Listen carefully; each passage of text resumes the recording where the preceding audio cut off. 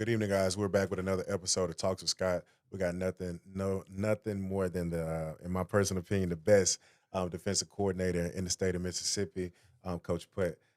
It's an awesome opportunity. It's a full 360 moment to have him back here talking with me. A guy that coached me, a guy that mentored me at a young age, and that continues to this day. It's a fantastic opportunity to have him in my neck of the woods for the most part, and really and truly just have him here to ask us some questions and really just have a great conversation. Like I always start off my conversations, Coach Putt. How are you doing today? Rested, man. And you know that's a story, man. I got a big game tomorrow, so stress level high. But I'm trying to make it look easy, Yeah. right? Oh yeah, most definitely, most definitely. And talk a little bit about practice this week and things of that sort. And just the attention to detail. Of course, it's a big game, but what are some of your coaching philosophies for as one to know mentality and treating it like any other game? Well, being 1-0, Scott, the schedule that we have over there at West Point, being 1-0, that don't usually come because we in that GTO gauntlet all the time where we playing Lewis for Stark, for Knox to be the best of the best. And for the last 3 years, they've been getting the best of us, man. So we came into this week like, hey guys, yeah, we want to know, but don't forget the big picture. December is the one 100%. thing that we always committed to. So, hey, 1-0, that was the goal. Hey, 2-0 sound a little bit better. 100%, Yes, sir. 100%. Coach, as we get started on this conversation, I would like for you just to take me back, just the origin of Coach Putt, and of course the foundation of who you are and what has brought you to who you are today. So if you had to take me back for just a quick little minute, of course, growing up, in my personal opinion, you can correct me if I'm wrong. Is Grenada not considered the Delta? Some people say no, some people say yes. Well, for me, I kind of technically had the best of both worlds Okay. because my mother, she's from Grenada. My father, he's from Tallahatchie County. So Mm. Tallahatchie County, they full Delta, and they try to say Grenada's right on Mm-hmm. the edge. Mm-hmm. Yeah, they try to say 100%. Grenada is where it starts.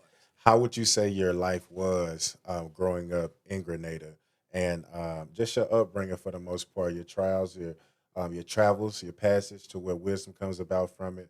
How would you say that? Can you take me back through that process? All right, so Grenada, exit 206, 1986, 80s, baby. So hey, I done told my age. I try to usually I keep that a secret, but thought it was 21. man, I try to be. All right, but yeah, great mom, great father, brothers and sisters, support system on both sides, man. Never really wanted for nothing. But the struggle was always there. Had a hard-working mom, praying mom, the hardest working man ever in my father. And man, from day one, he's always been the man that instilled in me. You know, I never really was a kid to him. At 3, 4 years old, he always put responsibility on me. Man, that's one of the things that I hang my hat on. When it Okay with being responsible.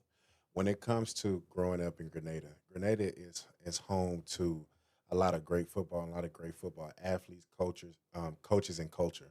Mhm. What do you think that's rooted from? Grenada Park and Recreation. Mm.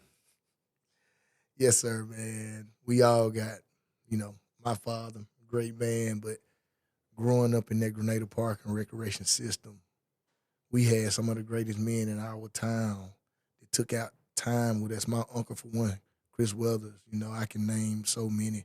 Mr. Larry Young, TT.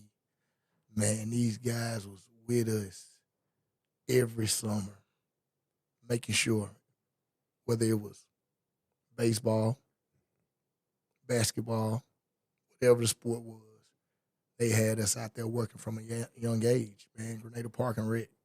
That's where it all started for us. When you had to go through that transitional phase from the park and rec to the actual field, take me through that transition. What your first love, and because of course you played ball at a high level yourself. Could you take me through that a little bit?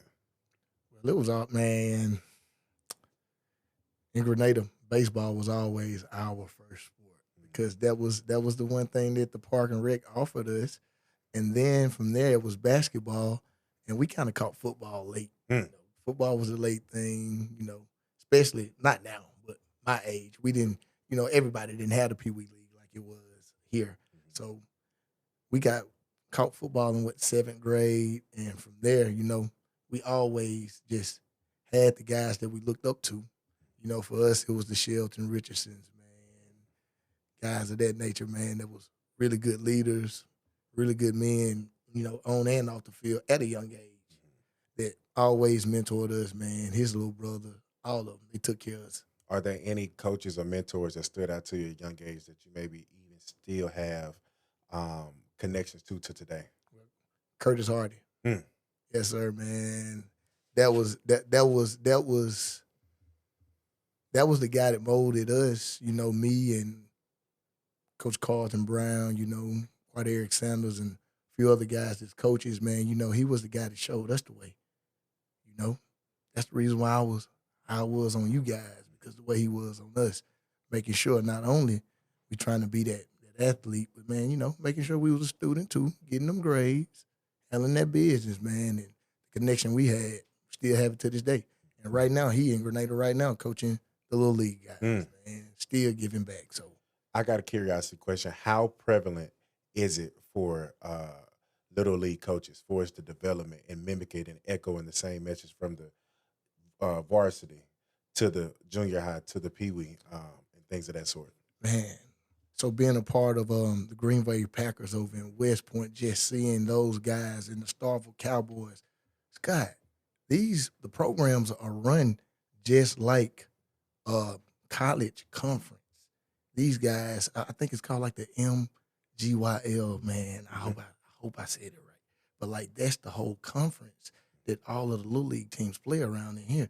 And man, these guys having coaching clinics. They come into high schools, man. The guys, they come talk to us to make sure that they are bringing the kids up the right way, man, running like the same systems as the high schools are running, asking questions to make sure things are lining up. So it's like a seamless transition. And that, Serious. yeah, seriously, because I had an opportunity of actually coming out there and speaking.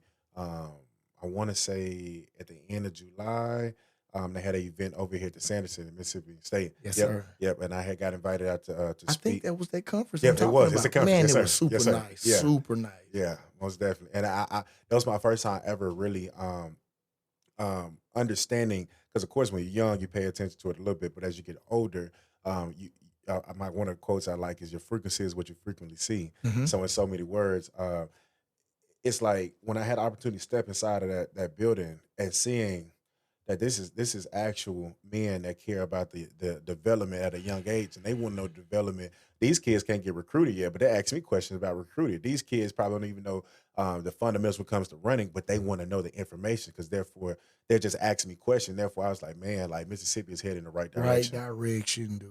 Right direction. I mean, that's one of the reasons why I'm right here right now is because the positive light that, football is putting on everything that look like us, don't look like us, in this area, man.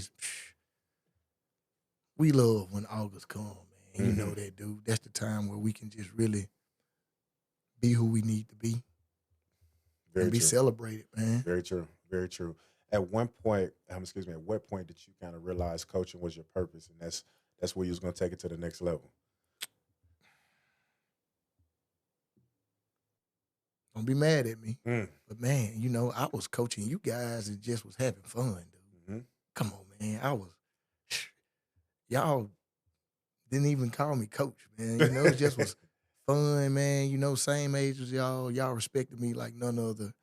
Man, we had went on that crazy run, and I probably started getting my master's around 2017 after it was Coach Keevy Thomas, man, the Shea Towns and Sleepy Robinson. They used to always, when you was at Alabama, but I used to always go over there and work those camps with them. And man, that coach, that's why how my coaching tree just started to grow. And man, I got with Keevy. We both was, pretty known. I was doing well with the DBs. He was already a DC. And he just started telling me about, man, if you want to move up, you got to get your master's. I'm talking about, I couldn't lead that kid, man. He just was talking. I was like, man, I gotta go.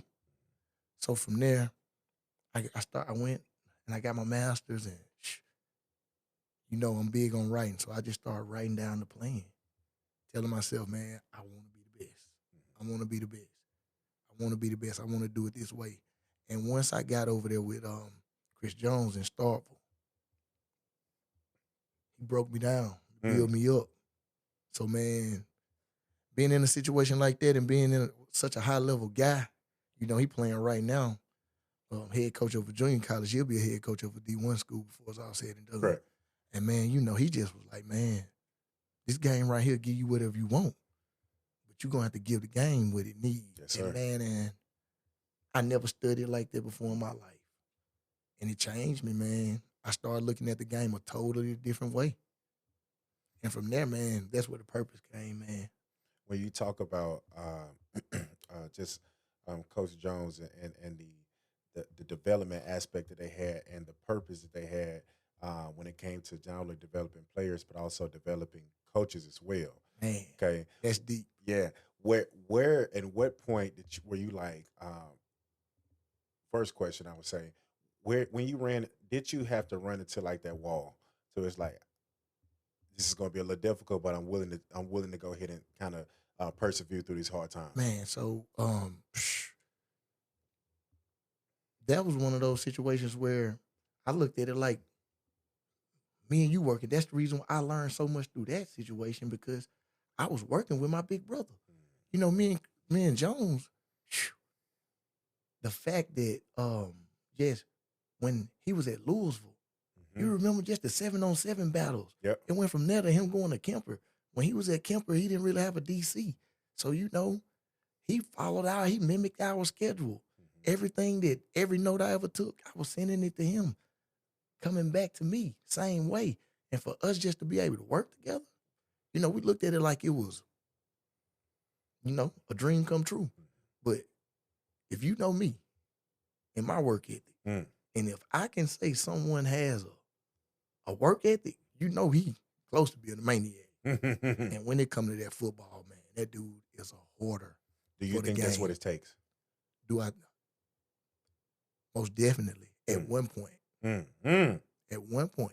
Okay. You know it. Okay. At one point, man, I can just go back to your grind, your 11th grade year. When I told you, man, you got to get strong. You got to do just to get to that next level, just to be that one to where we play in Knoxville County. And we got coaches landing helicopters on the field to see you. You remember the cutting edge, just that, and you had to do it again when you went to Alabama, It's always It's just that, it's just like, man, in order to do something, you can't be scared to be at the top of something and be like, yeah, I built this mountain. But I can walk down it and go build another one even better, even greater. So that was the whole thing, and that was the thing with Jones. Man, so funny. Like, after games, we probably had just played a game that Friday night or something. And me and him just on the phone, decompressing on the game. I can't even remember how it happened, but it was like late. Like, man, you know what? You gonna be my DC. Man. Just like that, bro. And from there, man, the work that he put in, like you said, not only on the kids, but on me. He made sure he tell me, man, when I turn you out, you're going to be the one. You're going to be the one. You're going to be the one. That's the reason why I like him, Tyrone Shorter, Chris Chambliss.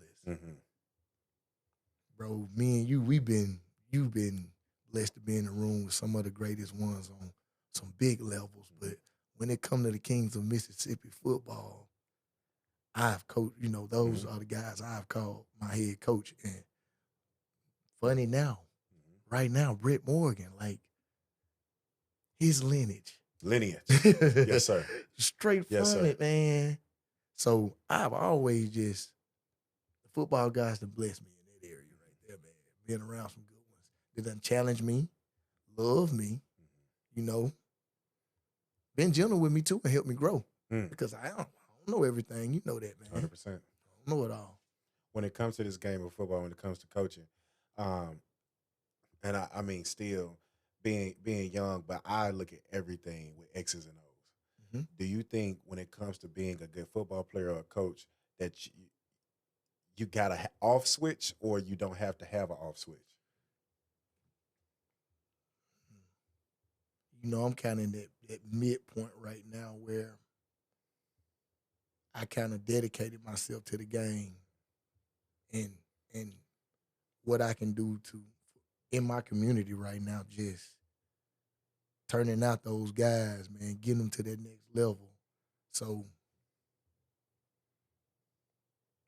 give me the question again. No, you pretty much hit it on the right head, because when it comes to, let's say, your day to day life, like for Mhm. me as an Oh yeah, example, man, yeah, like I can't turn it off. yeah, That's that's the what reason I'm why we're saying. here right Yes, now. sir. Yes, sir. So yeah, now I see what. Well, man, and I was trying to speak on a level of the growth of, man. You know, me right now, I'm kind of a maniac for the game. Mhm. You know, I'm trying to really get some out of this game. So I'm not turning it off. Yes, sir. When I leave here, me and Agent Zero Kasabian, we'll be on the phone flipping between a junior college game, a pro game, just dissecting everything going on. So, I'm not really just turning it off right now because I look at myself like I'm the captain of my defense. So hey, I got to make sure my guys are great at every point. So, but I have to understand, I have to overstand my head coach. I have to overstand Coach Burden and Coach Freeman and all the coaches with families and great wives at home, because they teach me how to turn it off. Mm. They are teaching me every day how to turn it off. How when the wife comes, Mm. Yes, sir. yes, sir. Yes, sir. So I'm a late bloomer to that switch, okay? Okay. When you made mention of Kasabian, uh, can you speak on your leaders of your defense? Oh my God. I got 11 seniors playing and Mm. starting. Yes, sir. All right. And you know, on Thursdays, that's when we give out all our awards. So Jaden Dinkins, 45. He was, that link. We trying to find that 11, trying to find that link. And man, this kid has matured just so much. And not from me, but from the leadership of his unit. Correct. Man, the kids celebrate the small things. D Hall, Kasabian, Mm-hmm.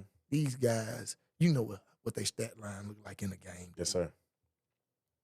They get happy for the little brother that, been having a hard time with me, not lining up right, slow on the barrels. They happy for that kid just to get a participation sticker. Yes, sir. And from there, man, we just study champion new leaders. Mm-hmm. So it just don't stop. The leadership is just like the tin roof. I make sure those guys are being great leaders, man. Even if I got to be hard on them sometime for them being hard on one of their little brothers, man. No, that's not your place. Let me do it. And letting them watch me. Like, cause that break down the build up, bro. You never want to come off as the bully. And fear is never the option. We're not trying to invoke fear in nobody, because we got to get the fear out of you. Correct. To do the job we trying to do on Friday. Yes, sir. Yeah, so man, my leadership is just so great now, man. Through and through on every row. From the ones, twos, and threes. The leadership is prevalent. But man, 20, Big Jordan Rush. You hear him barking. Because they know, like, what we call, like, how do we trust you? It's through communication. You got to believe in what we saying. So when we make a call, everybody, all 11, y'all got a job to do. So that's the reason why everybody's a captain. And I got leadership on every level. So 20, 44, 11, 45. All of them captains on the D line. They Yes, all sir. start. Yes, sir. Overhangs, you got J Mo. J Mo, 21. Another kid that just worked his way. I program one of those programs where you may have to sit to your turn. J Mo is the one that's just, man, I've been on him, because you know that rover position, that's the key. And he one of them, ones that not blessed the most. But through his leadership, the way he always just making the guys believe in him, he one of the guys tomorrow that's gonna be a shining star. Yes, sir. And we already know this. So, just the leadership, like I say, it's all, we still just week 1, but every one of those seniors, MJ, Drake, Michael, you know them, man. They Yes, your sir. little brothers, man. So I can't leave nobody out. Yes, I sir. got 11 captains. Yes, sir. Yep. And it's going to show. Yeah. Trust me. Most definitely. Because I pay homage to this the same way, like you said, not only I play for West Point, but also I play for Coach Nick Saban as well. My freshman year, we had 11 starters, 11 people went to the NFL. So I say that to say to mimic and to piggyback exactly off of what you said. Everybody literally, and with that leadership, you control your own box, and you have so much trust in the next man besides Yes, sir. Yes, sir, man. I'm talking about from primary to secondary to third position. And these guys they students of the game. They students of it, man. And it goes back to, hey, we had to go and take that hard class, Mhm. to go and get that ball, get that knowledge we need. Cause it, Coach, Cham always say, man, I done forgot more ball than I can remember. But that dude in the state championship game, he act like he never even paid me no attention. But soon as Dante Dotto, man, soon as I kind of got into stress a little bit, I just heard a voice, man, 5'6". I was so happy to hear him, to know that he had my back. I stopped and was like, oh my God, you know my call, dude. Yes, sir. He went off, get back in the game. Yeah. But man, just, and he showed how to really be a leader and just always know how to put it on the boys, always know how to put it on me, know how to put it on more. He never did nothing. Let him tell it. Yeah, that was one of his things. He'll always say that he'll always piggyback off. It's those guys, the coaches. I let them do that. I let them do their thing, man. And do you think having a coach like Coach Chambliss also allow for you to develop and mold into your creativeness and also having your back, like you said in that game? Like, okay, like it's my ship. You know what I'm saying? This is what I'm built to do, and he's letting me do that. Goes back to trust. And man, Scott, I'm one of the most unorthodox guys when it comes to this profession, man. And I don't think no other school district or at the time, Yes, sir. where we was at, and how I was doing it, man. Just he pushed me in the front, man. Yep. He pushed me in the front, even when I didn't know I was being pushed in the front. He was pushing me in the front, so it always go back to, man. When you got good leaders, they know your path and they gonna help you get there. Correct. And that's one of the things with him, man. He silently did it the same way we do those boys, man. Mm-hmm. They don't even know that we just removing that little fear and turning them into what they supposed to be. What you say, trusting the process, is not only for the athlete, but it's for the coaches as well. Man, period. Especially in this day and time, we gotta adapt and overcome. Yes, sir. I mean, it's new. Everything's new, man. Everything's new. Every day we're waking up. What was a norm is not so much a norm. So and in education, that's one of those things that I love about being educated, is because every year I'm getting younger and younger, because the kids just getting younger and younger, man. Yes, sir. And you can see that if you are not trying to, keep up with the times, they'll leave you. Yes, sir. You'll get lost. Right. So, man, you know me, man. I want to be around. I want to be young. I want to be radiant. I want to be full of vigor. Yes, sir. I may not be running all the time. Yeah. I may be walking, but I want to still be of value, and I still want to be a tool that can be used throughout. So it ain't gonna stop. When you speak on that evolving with the times, a great kind of quote. It's not a quote. I think it's just a philosophy. You adapt or die. Man, it goes back to my little bro Javad, when when he got in the Air Force, man, we big on just mottos and stuff that tools that we can keep in our pocket that, you know, when the stuff ain't going our Yes, way, sir. man, and just adapting and overcome. Man, I don't know what this little dude was lecturing me about, but at the time, you know, that's what he kept on hitting me with: adapt and overcome, adapt and Yes, overcome, sir. and it stuck.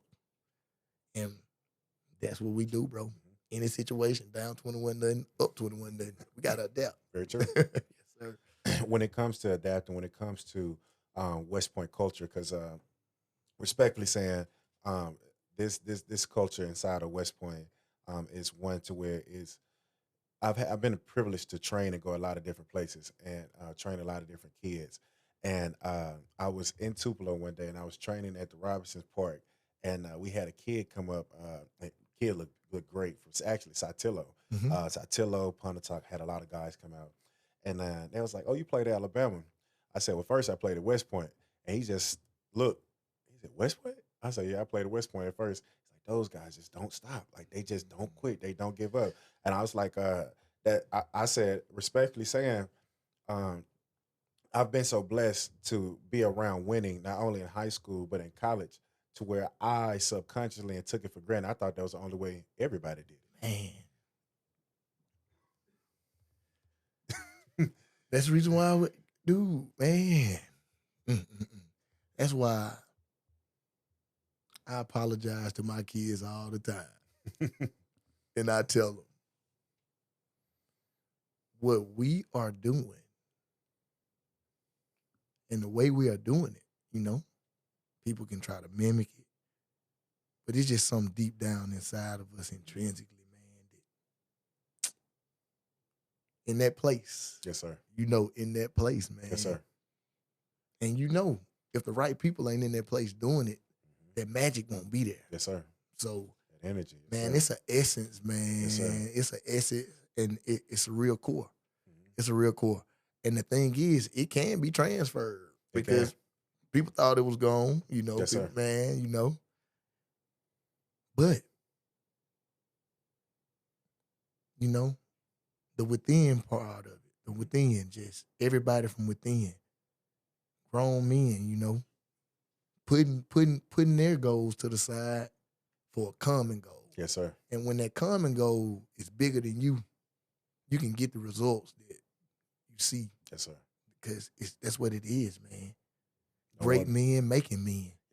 Nobody's big in the program. Yes, sir. Yes, sir. When it comes to overall, what would you say is your biggest philosophy as a defensive coach and a defensive coordinator? Man. KISS. We try to keep it simple. Mm. All right. Coach Chandler used to always say, hey, football is what? Blocking and tackling. Yes, sir. Harry, what part are you in charge of? Tackling. All right. So, man, my guys will tell you, the whole world can kind of tell you now, you know, because we coined ourselves as the black unit. Mm-hmm. And, you know, West Point is a green wave. Yes, sir. But we came out with a hatchet. Mm. Yes, sir. Because we wanted to be the best tackling team in the world. Solely the best tackling team in the world. So we started focusing on tackling because that's what Coach Chandler said our part was. Be Very the true. best tacklers, okay? Very true. So from there, man, you learn how to tackle. You know how to fly fast now? Yes, sir. You're going to sting hard, period. Mm. And you know I ain't finna do no real football talking either. Yeah, all right. Most definitely, most definitely. When it comes to just a young man in general, someone who's in your program or people that's been a part of your program, what's something that you would say is a key story that maybe stuck out to you, or something that just kind of gave you that fuel in your tank and that battery inside your back to okay. That motivation from that doesn't have to be one kid, because I feel like a lot of guys that I impact, I get some from everybody, and I understand that pain, that struggle, and also the objective of where they're trying to go. And do every year, every group, if you really scouting yourself, if you're a real self-scout, you can kind of see what every group of kids will help you, like in what way they'll help you grow. You know, and that's maturation as a man, because going back to that question of the on and off switch, no, Coach Herring is Charlie's dad. Yes, sir. Coach Herring is Putt. Coach Herring, the Hollywood Jet. It's like all of them. That's me. Yes, sir. So man, just being able to just every year, man, maybe this year I need to practice on being kind, so I don't maybe need to curse at them all the time. These kids don't deserve a curse word ever. And then just fueling yourself to learn how to do it without even cursing. Man, you may have this group that they got it all the way up here, but you got to push them in the weight room. You just got to always figure out what it is. And you know me, if they don't know how to lift weights, what I'm gonna do? I'm gonna get there and I'm gonna do it with them. If I figure out, man, these guys, they ain't reading well, what we gonna do? We gonna get there and learn how to read, not only football, but we gonna pick us up a book too. Just always trying to tie the game up into life. Every situation out there, we're gonna be able to tie it into something that we didn't do. It's lessons in all of it. Yes, sir. And we try to learn our lessons Monday through Thursday. We want to win on Friday. We want to get paid on Friday. Yes, all sir. right. So every day, man, I'm holding these guys' foot to the fire. And not only them, they looking at me. I gotta be transparent. So, like I say, every year, every group. So far as a story, I can talk about, Marcus Murphy and the 3P group. Where these kids were so good in the 7th grade that I never knew what I had. I just was. Coach Steve always told me, he was like, look, man, these boys are good. So I want to do everything for them. I want to treat them like they high school players now. Because if we treat them like high school players and teach them to be high school players, Coach Chambliss going to have to break the bank. I never knew what he was talking about. But Steve was always, Steve, Coach Cannon, that's the reason why I'm in West Point. We went to state together. Man, he was, when I go and look, he was always on the wall. He was the 86 manager. So he was equipping me already right there. Like, man, look, these the ones. If we can turn them up in the 7th and 8th grade, by the 9th grade, they going undefeated. They going to be the ones that 3P bring this stuff back to what it was. The way it was in, 86, 87. Yeah, I think it's 87, 88, 89. But whatever. On the years, man, where it was the 3P, and then, you had the J. Cox come through. They did their thing. He was like, man, it's some ball here. It's some ball here. And, man, we went on. One Big 6 in the 7th grade, and Jason Brownlee getting ready to play in Brazil tomorrow. I always gave kids nicknames, man. And I gave him a nickname that was degrading to him, man. He didn't like it. It kind of played on his neighborhood and kind of played on some stuff. And, man, the kid, every day in the 8th grade, he was the littlest thing there, Scott. But the same kid that we seeing going up and snatching footballs, that was him channeling his energy in another way. Jason was like a Mike Tyson, like, we'll fight every day. If I called, and I never noticed, if I called him that name in practice, if the person that laughed by the end of practice, they would fight. So one day I had to take him home. I'm like, man, why you fought today? Because of you. What I do? You call me that name. I don't like that name. I don't like that name, Coach. Why you don't like the name, Jason? I'm just playing with you. I'm going to get myself out of this situation. I'm going to get my mom out of this.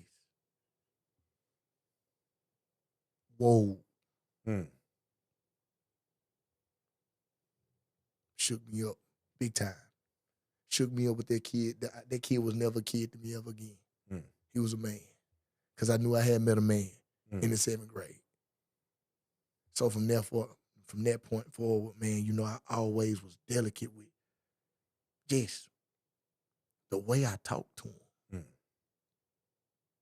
Making sure I'm not the one that's knocking the petals off the flower. Mm-hmm. Because if I would have kept on, that kid could have went the other way. Yes, sir. But man, like, what? Don't call you that name. Shh. Hmm. What you want to be called? Weezy, JB. You know. Look what we created. So man, just if you can, as a man, with them young men, always, take them and where they at into accountability and respect it. It's gonna be a deep one right there for you. When it comes to what you're speaking of holding yourself accountable, but also being self aware to understand and overstand, in your words, um, the power that you have and the ability to harness something in a young individual, and by checking your ego at the door, it created for something bigger. That's the energy. Yes, sir. That's the energy. That's Yes, it sir. right there. Synergy is energy. Mm-hmm. Symmetry. Very true. All this stuff got to be working together, man. Yes, sir. Cohesion. And I'm going to go out on a limb, and I speak of this only to myself and other athletes as well. When you build that rapport with the coach, um, and that coach takes time out of his day to build a rapport with the athlete, when that coach does get on you, because they're going to get on you, you don't take it personal. Never. That's why I have to check myself all the time, because my kids respect me like none other. And I'm going to always check myself every day. That's one of those things about, man, when I leave practice, I'm decompressing. I'm thinking about, hey, when such and such didn't fit right, how did you handle it? Okay, so when he get that fit right tomorrow, how you going to handle that? Because we ain't finna beat no horse, bro. We not beating no horse. We got show ponies, man. We just trying to water them and keep them looking pretty, man. Yes, sir. When it comes to something you made mention of with HWJs, can you take me through the evolution of that and the steady transition and evolution of where it's kind of catapulting to space where it's at now? Always just being self-aware. That's all that is just self-awareness, man. Learning how to keep the energy, because it can't be created nor destroyed. So, man, HWJS has always just been a playoff of me. And just Brandon, man, one of my favorite artists. It's real power in their music. That's the reason why when people be like, oh, them kids listening to that, da, da, da, da, da. Scott, I get in there, me and Roger, we'll get in there and we'll listen to it, and we're going to figure out that message and whatever it is them kids get. So, my favorite artist, he was always just talking about branding and being an entrepreneur, just entrepreneurship. But me, on the other hand, when I was, growing up, a young whippersnapper, my mom and dad, they always preschool. My mom and dad wanted me to go to school. They didn't know what I was going to major in, what I was going to become, but boy, you going to school. Yes, sir. But that hair and last name, everybody entrepreneur. Man, my father, he worked in a factory, but dude, before he went to work every day, he had, talking about big gardens to take care of, cattle to take care of. If I've started, I've started probably 2 or 3 businesses. My father, I watched him start one every summer. I mean, from making saga molasses, I've made molasses to, man, just bush hogging to lawn care. Whatever needed to be done, he was gonna get up and do it. So, man, and my uncle Perry, he worked heavy machinery. My uncle Jesse, engine service, fix all the big trucks. And this stuff's so funny. The world's so small that, like, we can just talk about Tyler Tango, one of my, my favorites, and went on played junior college football. Just the other day, he happened to call me like, man, your uncle just bought me a motor. Man. So like, man, just being able to tie everything in, I I really retired from hard work at 18. Mm-hmm. You know, man, my uncle, I work with my Uncle Perry every summer. Work with my uncle, leave him, go work with my Uncle Mook. That's where the love for the cars come from. Dealing with the turbo engines.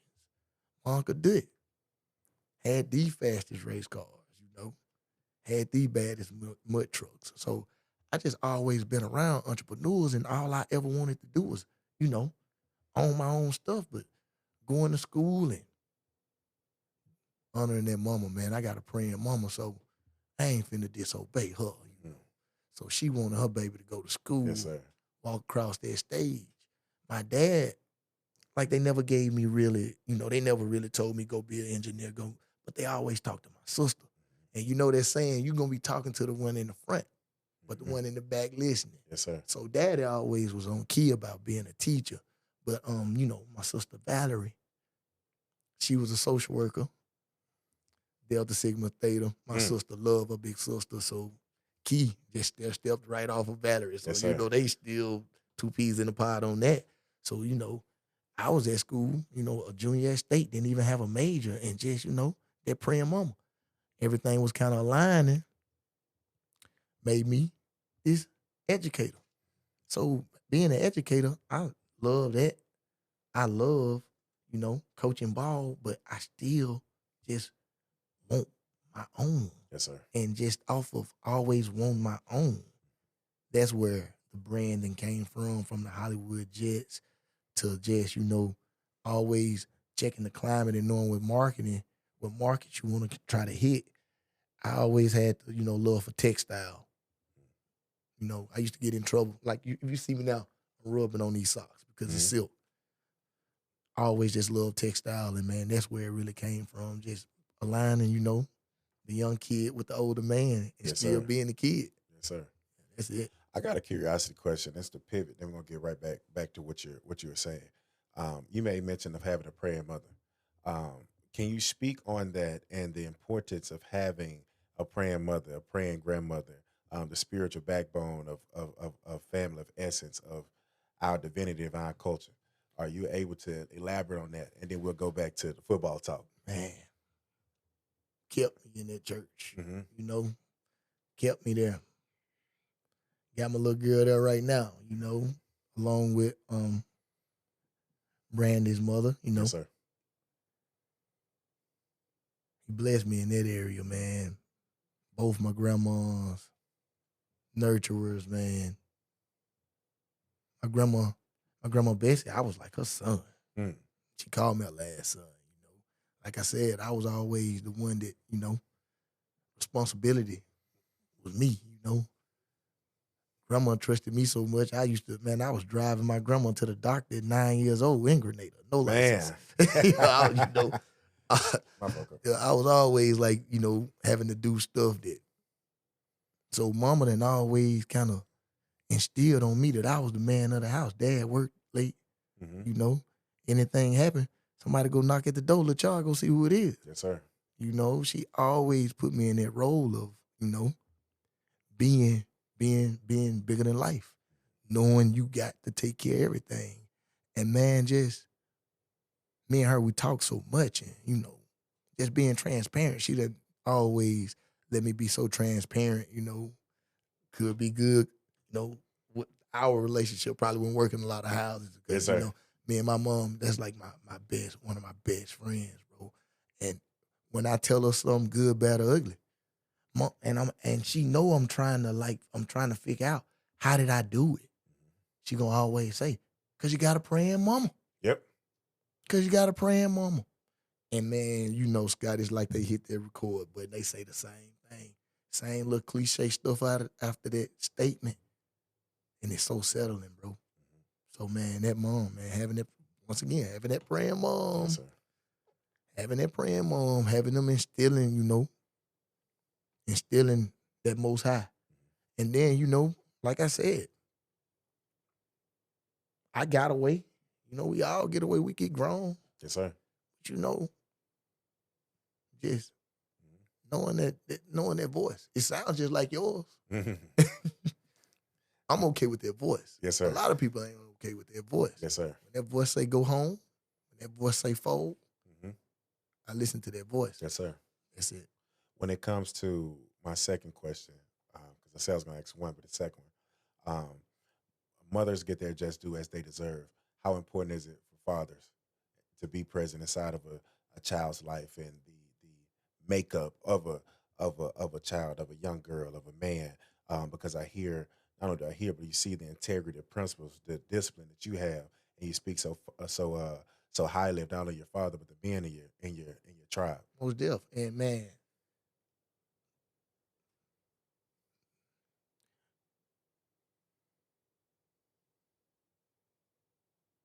most of the time,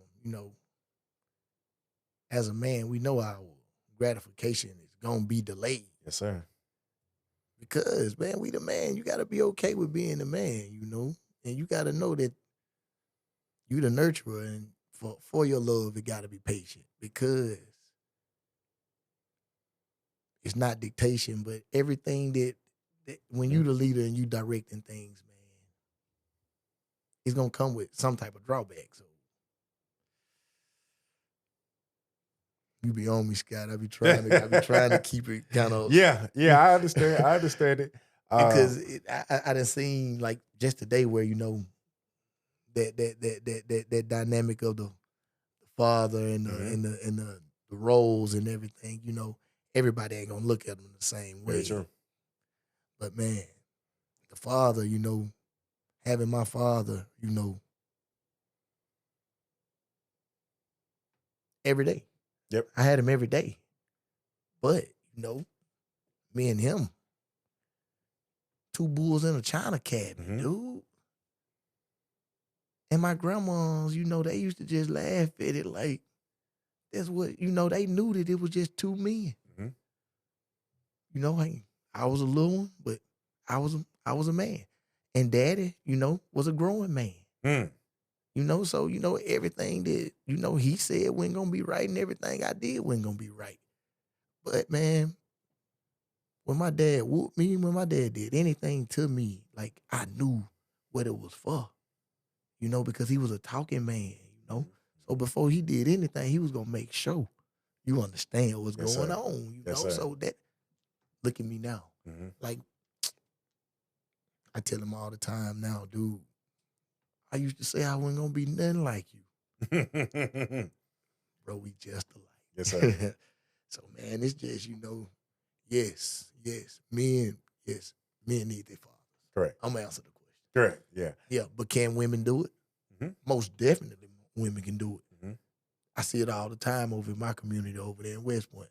Because when them women see great men like men over there in that Green Wave Packers organization, that's where it's gonna start. They're gonna take them over there. And those guys gonna instill the things that, hey, if the man not there, they're gonna be able to get. And those women, they watching, they doing their thing too now. I know so many women that done raised real alpha men, and you know it just like we do.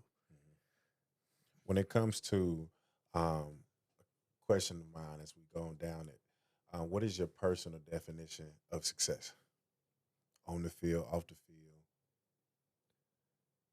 Whatever it is that you see, okay? And that's what I try to get my kids to see.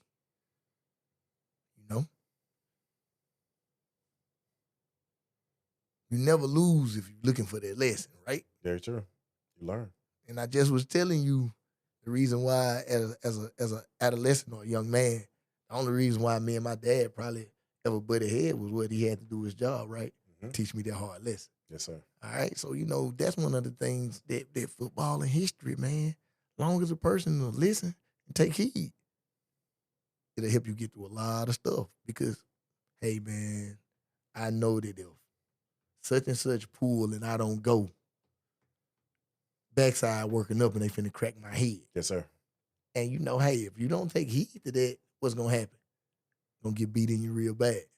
Life is the best teacher. It's the best teacher. That's it. When people say Coach Putt, what comes to mind first? I try not to think aggression. But man, I think people think, just when I say my aggression, I mean how Passion. passionate Yes, sir. I am about, whatever it is that I'm putting a purpose on, because passion and purpose, that's what it is to reach their potential. Yes, sir. All right. And I never live where my feet at. So I be wanting them to see just an ambitious person that, gonna keep going. Gonna keep going and that most definitely you can rely on. When it also comes to a piece of wisdom that you give to these young men, what would you like them to take away from it? Knowing, man, that the game of life is not the end. And that's Mm. football. Man, those kids, man, they come out there, all of them, everybody come with the admiration of, going to the NFL. Yes, sir. I've been coaching 15 years. I done had, I think, like 4 at West Point that had a shot. Hmm. And Starville, I think I got 3. I got Natron in there right now. Correct. So, man, I have to break it down to so many of them that you're not going to the NFL. Mm. You ain't even getting a scholarship.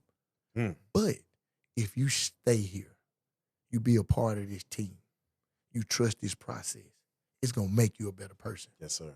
And, man, just seeing, man, I hang my hat on the truck drivers, the welders, the guys that go get the twit cards, the guys that's working on the boat. I got so many guys that are state champions, got rings on their fingers. But, when it came down to it, and it was time, we had won that last championship, it was December. So what you gonna do? They looked at me and they told me one time, I'm about to go do this. And 10 years later, they doing it. So that's a major one right there, bro. Yes, sir. Man, because that's what keep me going. I'm a lifeless dude. Mm. Man, I'm the negative side of that battery. I'm always hot. I'm always hot. But I need you. I need you to crank it up. Yes, sir. The negative side of that battery ain't gonna never work until that positive. As soon as you hook them together, what that thing finna do is gonna spark, right? And that's kind of like that undertone we got going on right now, man. We know we that spark, Mm-hmm. and we okay being that spark. These guys, man, so determined, and it comes from leadership. Not only me, Yes, sir. not only me, all the men in the room, man. And if it went for those guys, if it went for football, I wouldn't be right here talking to you. Mm. So, man, gotta love the game. You talk about that spark. You talk about that energy. It's a big game in 23 hours. 23. 23. That's probably why I'm talking so much, ain't it? And one of the biggest rivalries in the state of Mississippi. I've been on both sides of it, bro. Yes, sir. What does this matchup mean to you? So crazy. It's always, man, this rivalry gonna always be so bittersweet because, West Point Starville, everybody can to everybody. Mm-hmm. And then let's go double layer on this. Man, one of my childhood friends from my hometown, past game coordinator Yes, over sir. there, man. Our week been so awkward, dude, because me and the dude, we talk every day, all day. Yeah. But this week is always, we know we holding back. We know we holding back. As soon as I was getting ready to come in here, he was like, man, I'm so ready to get it over with. So, man, it's just, man, it's a drain, man. It's a drain. It's a drain. Because, yeah, at the end of the day, man, the game got so much pride on it. Mm-hmm. And that's all we play for is pride. Yes, so, sir. You want me to keep going, man? Don't make me mad. Let me hold that one to 7 tomorrow, okay? So when it comes to just the players, the mentality, the energy, the noise, the emotions that the game that they're about to step into, how do you get your players to simmer down, harness on one thing? Because I know what it feels like to play in these rivalry games, high school, college, Iron Bowl, Egg Bowl, 100,000 people screaming and yelling. people on Facebook, Twitter, Yes. parents, Yes. cousins, people calling you. How do you block out the noise? So that's what this week brings. And you know me, I'm just a defensive coordinator now. When it comes to setting that whole overall tone of our team, man, Coach Brett Morgan, Mm. this guy come in every day. We start off with our team meeting, and man, I run down there just to hear it. Mm. Cause when that tone is set, that is the tone. Yes, sir. That's the reason why I always talk about that tin roof, man. And he has a way of settling us down, man. Making sure we always know what's at stake. But then he always gonna point that mirror back at us Yes, to sir. make sure we know what we need to do intrinsically. You know, hey, make sure you're at school on time. Make sure you're speaking to your teachers. Make sure your grades right. Because all of those things are what's gonna really play a factor into the favor portion of this right here. Yes, sir. So, man, Coach Morgan, he come in, man, and like I said, he keep us such this week been so even keel. Mm. Me and Coach Welch, bro, we been talking every day. Mm. Like just having conversations. A star of a week, Yeah. Casey Welch, Charles Aaron, finding time to just, what's up, bro? Yes, sir. Man, appreciate that look this week. Bro, man, that comes from the mood, bro. Knowing that the job gonna get done. Mhm. All we gotta do is make sure we handling our business, Yes, sir. but don't take the fun out of it. So make sure you have a lot of fun. You speak on fun. Would you say this game is business or personal? Always business. Always business, man. Always business. Because, like I say, yes, we have an overall tone for the week. But what did I say right after that? The mirror pointed right back on us, Yes, sir. on what we need to do to keep on being what we need to be who we are trying to become. Yes, sir. Because this week too, Scott, we ain't committed to week 2, Yes, bro. sir. Yes, sir. Okay? Yes, sir. So I'm in there saying, after this one, Mhm. after this one, how you gonna handle yourself Monday? Win, lose, or draw. How you gonna handle yourself Monday? Hmm. You need to come in there knowing you need to do what? Rehab. Make sure them grades right. Mhm. And get your eyes on the next one. Yes, sir. When you sit back years from now, what do you want your legacy to be when it comes to football? Go back to my granddaddy. They go back to everything about me, bro. I told you. We talk about that praying mama. We talk about the men. My granddad, bro. I come from, I'm an 80s baby, man. My mama had me. Molly face shined up, Yes, sir. Always had the Easter suit. Mm. I wanted to be the usher. My granddad stuttered real bad, bro. Mm. But when he did devotion in church, he never stuttered. Yes, sir. So, man, just learning how to read and seeing my granddad's name on the wall of the church. Mm. Listening to Young Jeezy talk about, man, being the realist, Yes, making sir. sure you leave a legacy. And what he always say, man, make sure when you gone, you on a wall, bro. Yes, sir. Just making sure you on a wall. Football. I started looking at all these stadiums. R.H. Hines. Who is this guy? Mm. Why is it named after him? Mhm. What did he do? Yes, sir. So I started looking at those type things, man, and that's when, we start wanting, I said, that's what it was. My legacy is when I'm gone, my story gonna be told. Yes, sir. It's gonna be on the walls, Yes, man. sir. Like hieroglyphics. Yes, sir. So, man, you gotta be a champion to be there. Mm-hmm. So, man, I started writing down everything. Yes, sir. I tell everybody, man, tell my daughter, man, she wanna be rich. Mm. Go get the books. I'm writing it all down for you. Yes, sir. And you know me, I'm the brokest man in the world. So Yeah. hopefully she can hit it for us. All right? Hey, man. Somebody got to do it. But Yeah. you make mention of legacy, and a personal of mine is, and it goes back to fathers and father figures, and my dad was a great man. Yes, he was. Yeah, and he's no longer with us. But I always knew that my father was a great man. My father is a man that instilled a lot of morals and integrity and hard work. My, I see it every day with yeah. you and your son, bro. Yeah. Keep going. I hate to cut you off, Yes, sir. but I see it all the time. And I definitely one of his biggest quotes, because I grew up in a pastor and on a pastor, and he said, "If you don't work, you don't eat." Mm. And Mm.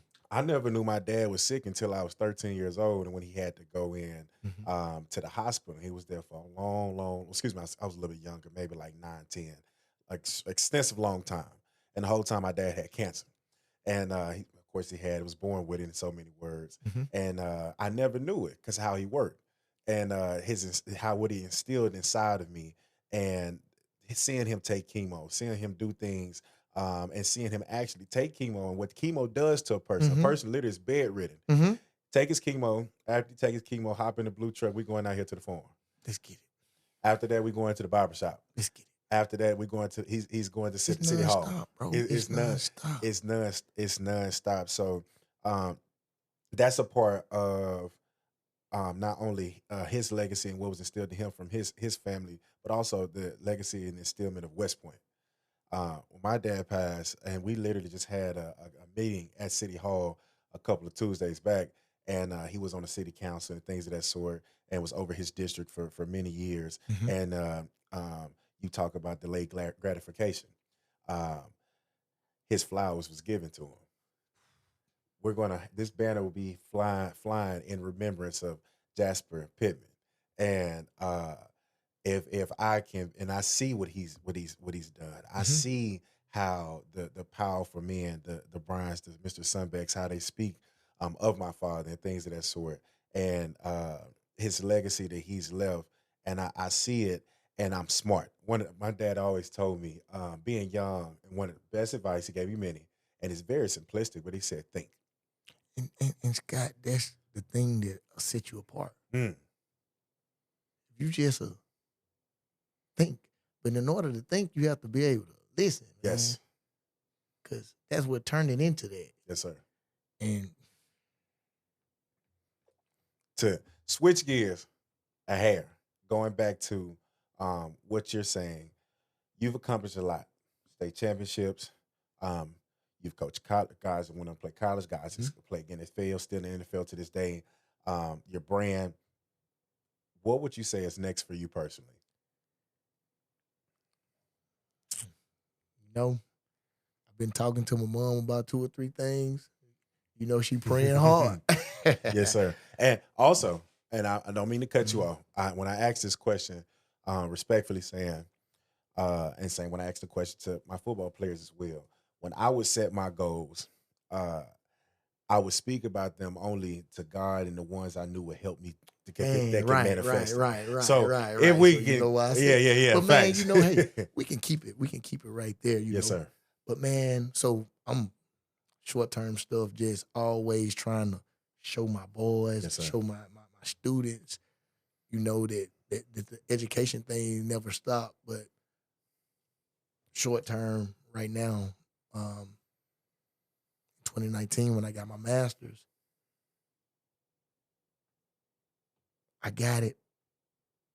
I wanted to go back to state, and it's some counseling stuff that some ed psych stuff that I just think I just need to go and get, But man, I went on ahead and I did sports admin because, that's kind of where I want to go with the branding. And when I was looking at the curriculum, I was thinking sports admin would be something showing me about, some X's and O's of football. But no, what they were showing me was like big bowl games, how to make things bigger than life. Yes, sir.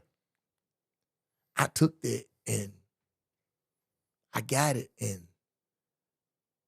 I was like, I want to be boots on the ground. So, that's where the branding of the Hollywood Jets, motorsports and everything, I told myself that I wanted to create a master level entity before I go into the educational portion. Correct.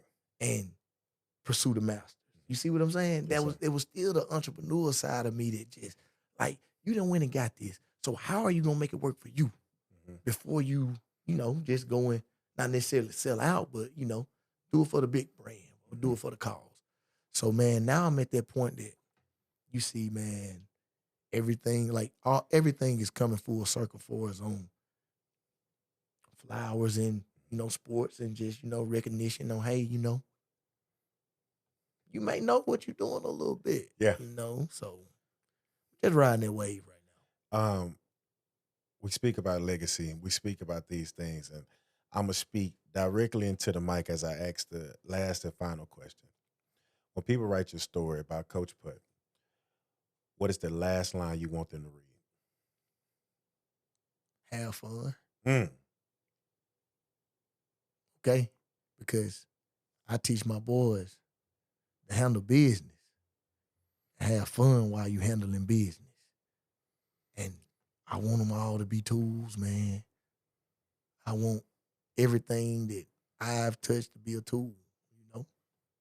So hard work, dedication, all the stuff that, may be easy just to sit in the room and do nothing, but people that touch me, they know, man, that hey, it's boots on the ground and that dude every day. He went after it, yes, sir. gave it everything, and he had fun doing it now. May not seem like it was fun, but he wouldn't have been doing it if he wasn't loving it and having fun. Yep, so man, just having fun, bro. Yes, sir.